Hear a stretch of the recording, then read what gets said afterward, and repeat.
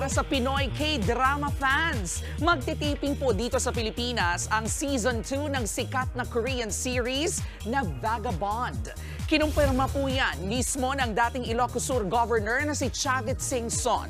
Kwento ni Singson, isa po siya sa mga producer ng ikalawang season ng show.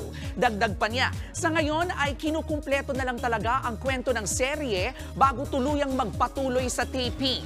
Ang Vagabond ay action drama Korean series na pinagbibidahan ng Korean superstars na sina Bae Suzy at Lee Seung-gi na kaibigan ni Singson.